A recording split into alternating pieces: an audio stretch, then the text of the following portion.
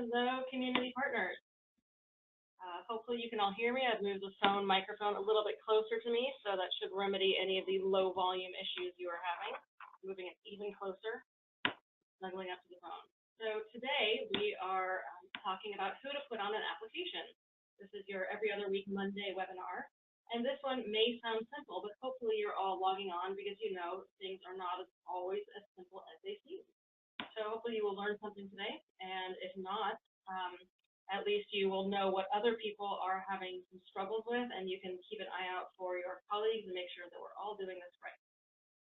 The reason that we're going over this is that who to put on an application is part and parcel of getting an accurate eligibility determination and a complete application.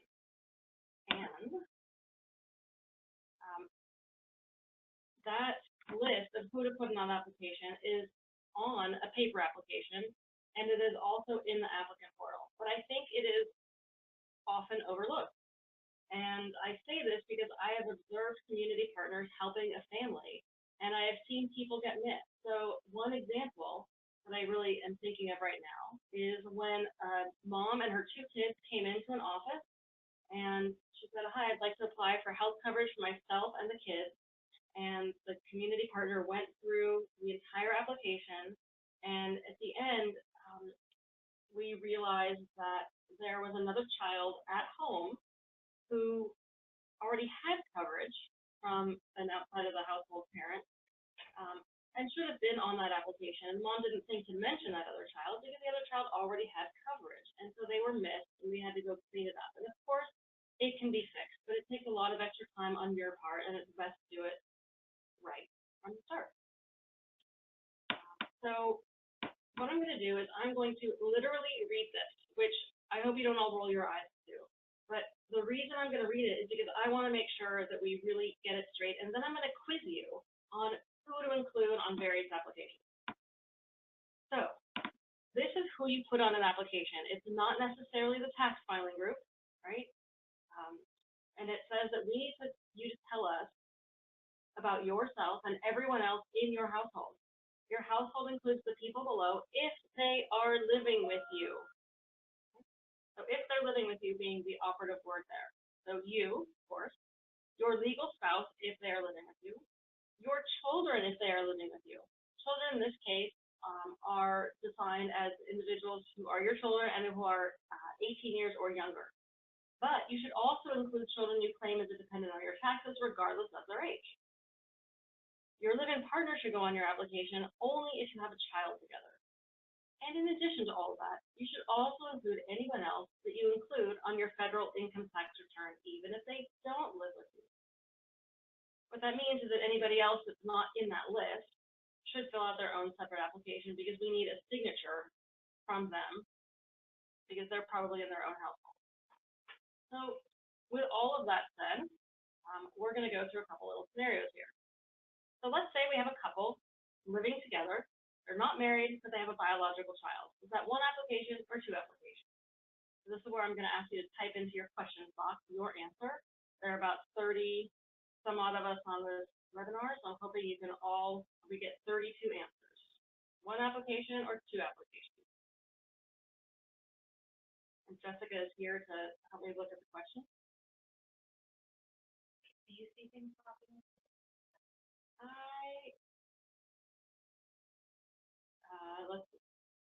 I hear that a lot of people can hear us.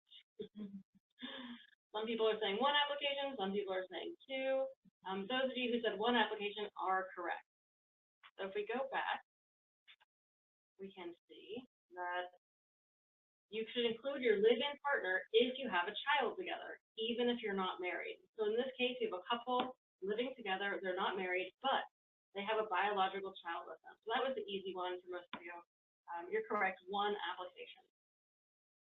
All right, a single parent living with a child, but the child is claimed by another parent who is not in the household.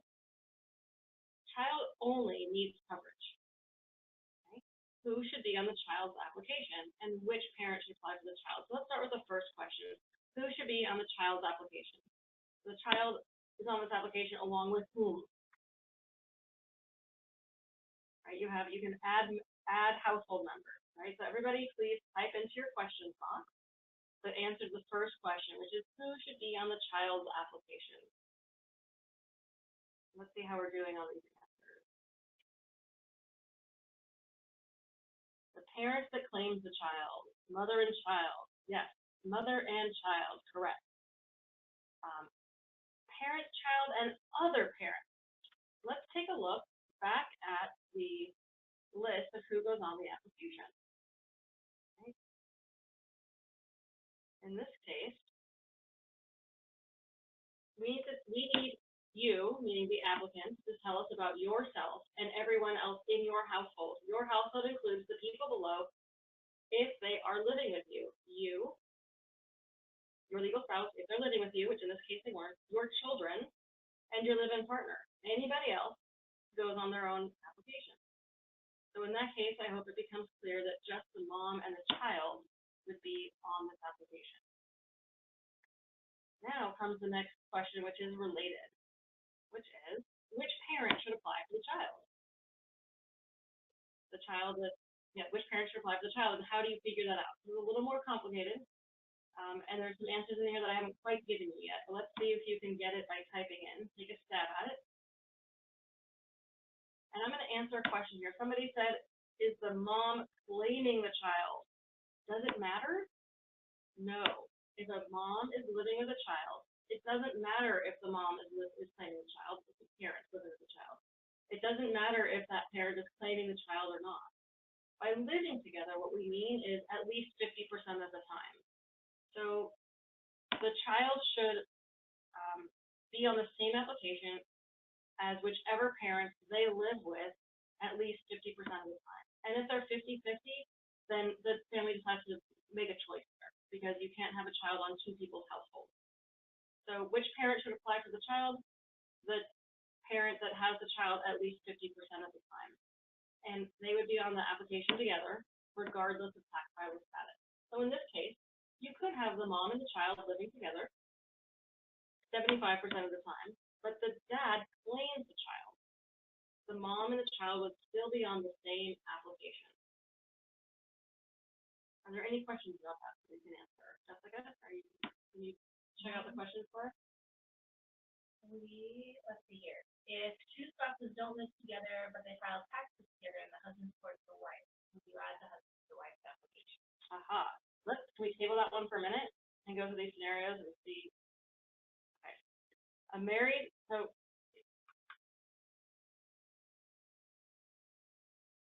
let's make sure to come back to that.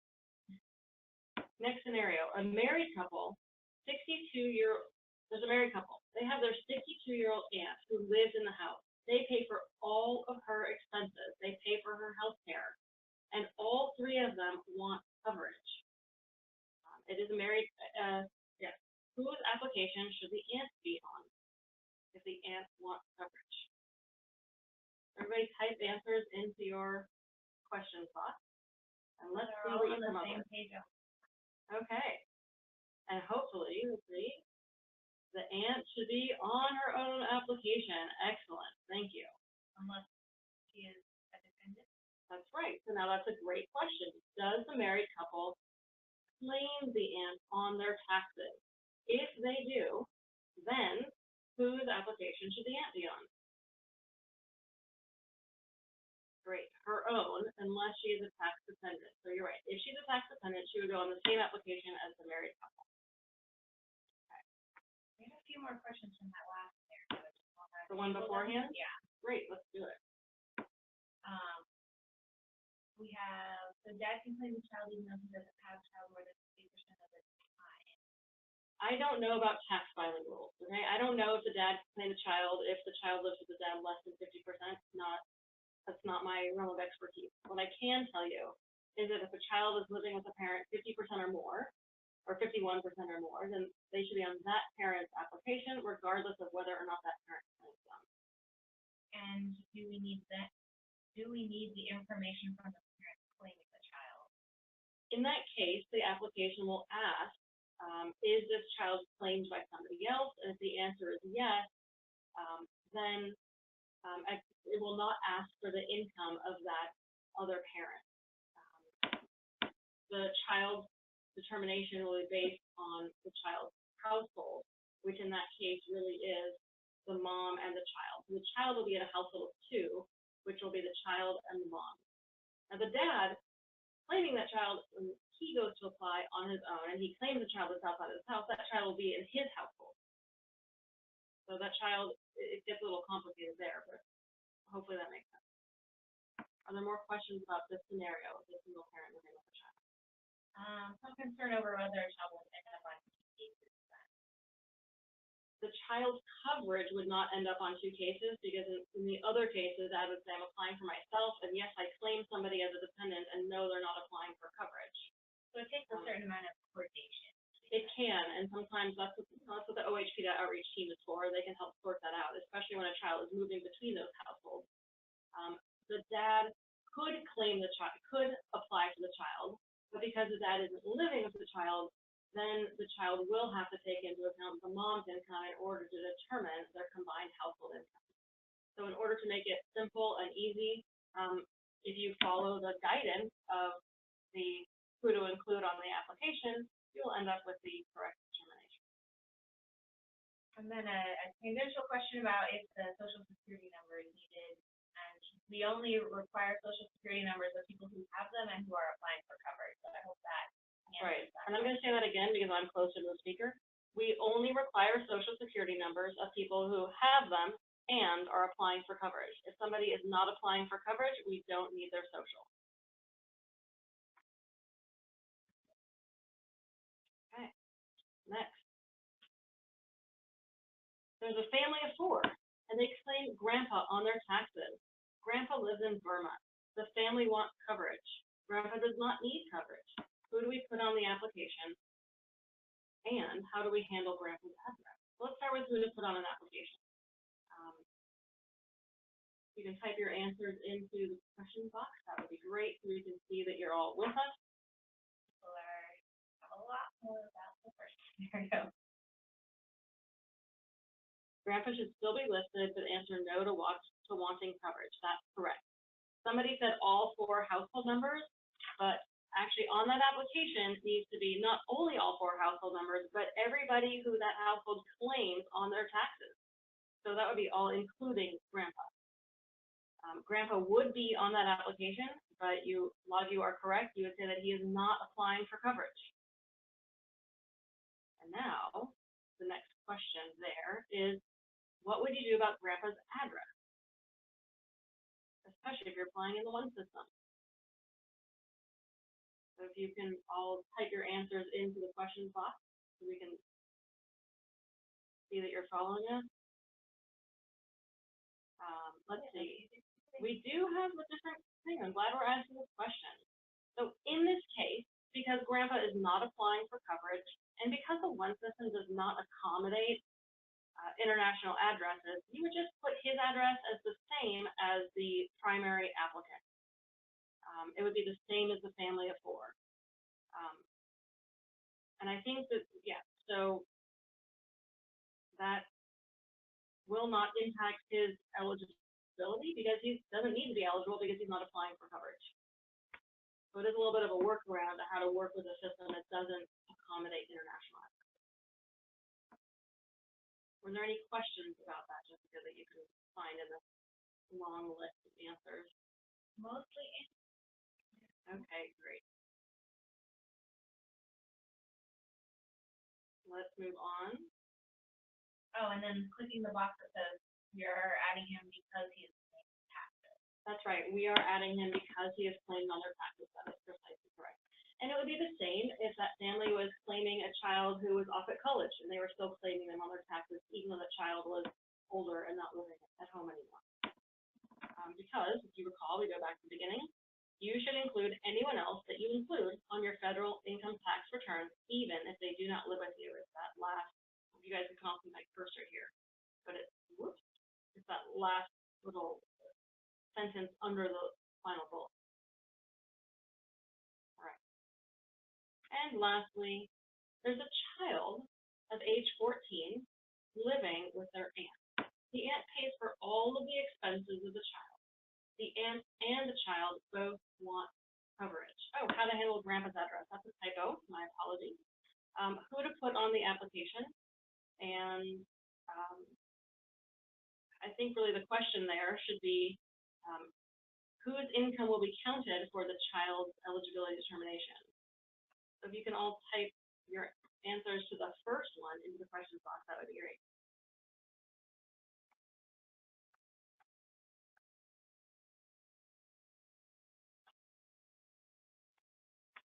All right, what do we have here?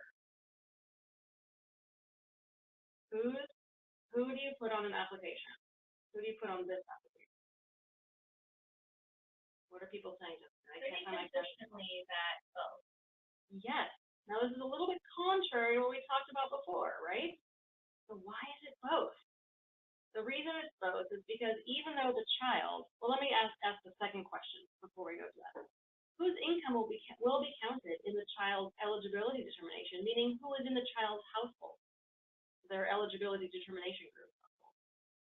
So whose income will be counted for that child's eligibility determination? See, the aunt, if she lists the child as a dependent, none, the aunt as a spouse. So right now, there's no spouse in the picture. So the aunt does not claim the child. The child is simply living with aunt for the time being, even though the aunt is paying for all of the child's expenses. And so if that's the case, the child is considered an unaccompanied minor, and they would be determined based on a household of one, so basically their own income if they have any. So even if somebody else claims that child, if they're not living with that other person, then we're not going to look at that other outside individual's income, because the idea here is that the child being unaccompanied and outside of the household does not have access to the resources of that person that they are not living with. The child would be solo on income as one person. All right, and now, why is this different, right? So it's a little bit different because normally we'd say that, well, the child should apply on their own. The child shouldn't be on aunt's application. But in this case, because the child is a minor, we do like to have a responsible adult on the application if possible. And because that responsible adult is taking responsibility, we can actually accept their adult signature for both of them, and the child will be determined as a separate household, but on the same application. So this is really that one exception. Is if you have an unaccompanied minor. We just know that kids aren't always great at responding to mail, so we'd like to have an adult to take responsibility for that child's coverage and communication. And I do want to point out something about this scenario, which is that both aunt and child want coverage scenario. Mm-hmm.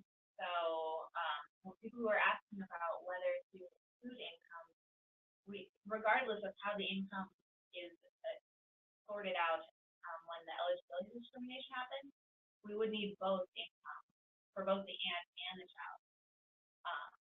If they both want the determination, they're both want coverage. Absolutely. And if the aunt does not want coverage, even if she puts her income, we will figure out that they don't have a household determination group relationship, and we will not count the aunt's income in the child's coverage.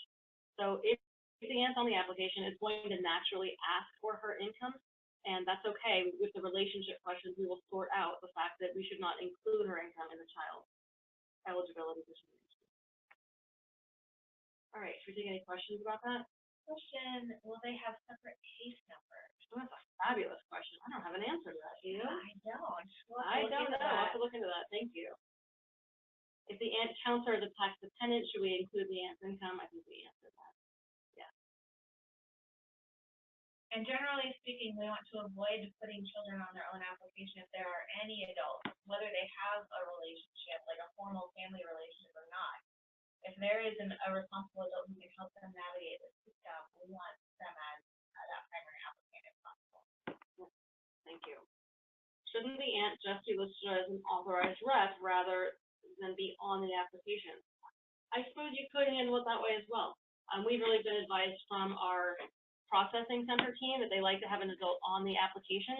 If somebody's an authorized representative, the mail will still go to the child and be addressed to the child, and all those communications will go to the child. But if the aunt is the primary applicant, then that mail will actually go to the adult.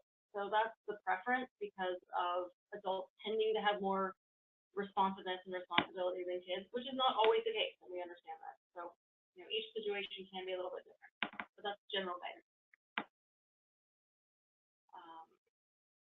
Okay.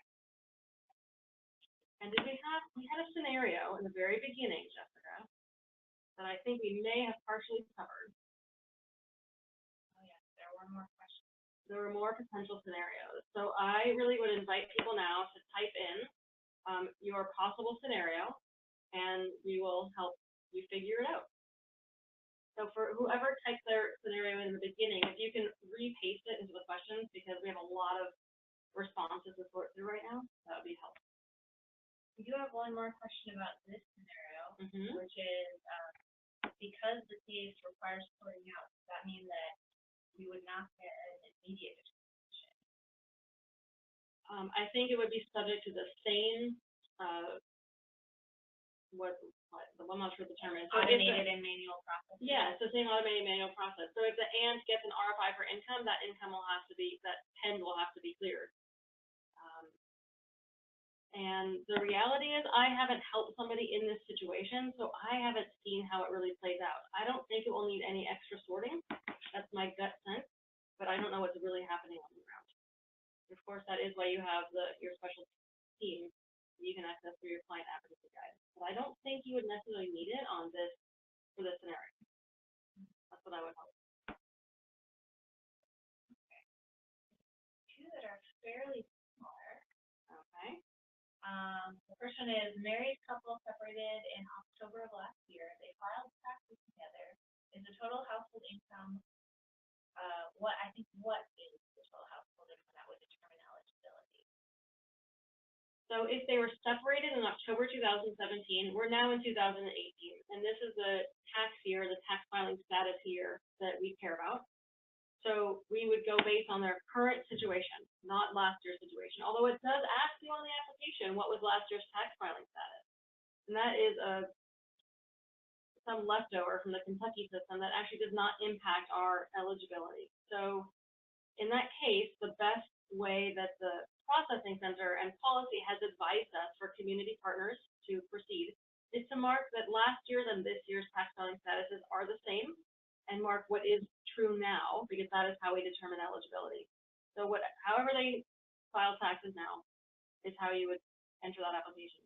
I hope that answers your question. And if they don't live together but do their taxes jointly? If they don't live together, but they do their taxes married filing jointly, then you do include on the application anybody who you claim is a dependent, but not necessarily anybody if you're married filing jointly but living separately. Anyone who's in your same tax household, right? Because if we go back to that, let's go back to it and run it through. We see. And then when I can't get the answers, I go to policy. Because it doesn't say claiming as a dependent, it just says anyone else who includes on your federal income tax return. So it doesn't say what that relationship is. There we go. So I think that includes filing jointly as well as being independent, I believe. If we follow this guidance, then that is the case. You're right. And so that's my understanding.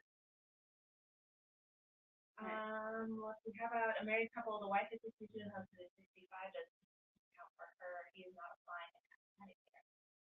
Whether or not he is applying, and whether, no matter what kind of coverage he has, if they are married, and living together, they're on each other's application. And if they're on the, yes. So in this case, the answer is yes. His income counts for her, regardless of whether or not he wants coverage. And anytime there's a household member who is not applying for coverage, their information still counts towards that household income side. That's right. Take the situation where you have a family of 4, but only one of the children needs health coverage because everybody else has coverage from a different mechanism. So you put everybody on that application, you put everybody's income, and that's how we determine that single child in that household, because there's still a household of 4, so we must add up all the incomes of all the individuals that make up the household of 4, which would include the parents and the siblings. About a household where they don't file taxes, most are in Mexico, but one is in Oregon. One person is in Oregon, they don't file taxes, there's no tax relationship, and that person is applying on their own as a household of one.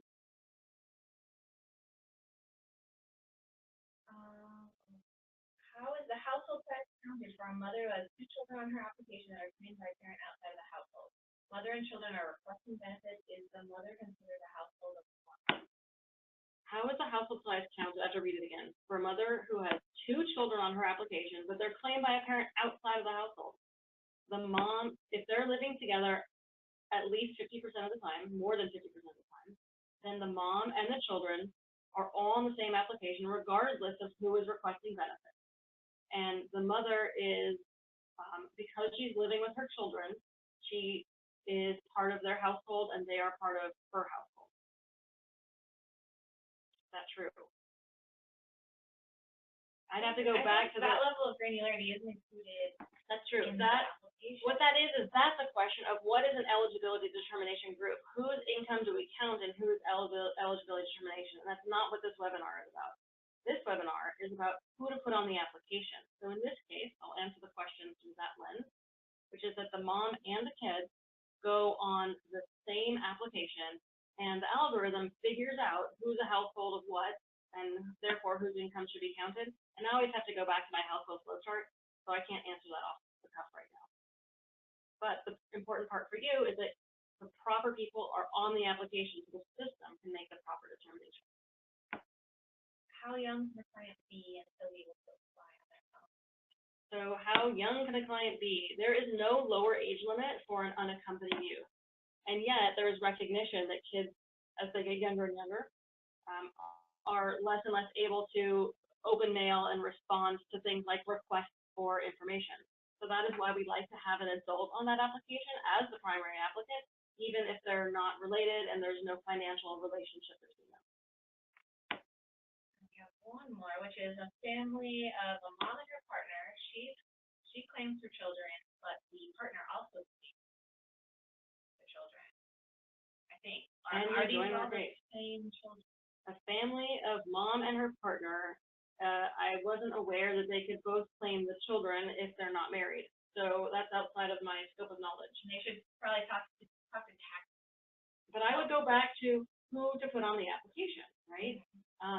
You include your live-in partner if you have a child together. So if you're living together with a partner and you have a child together, you all go on the same application.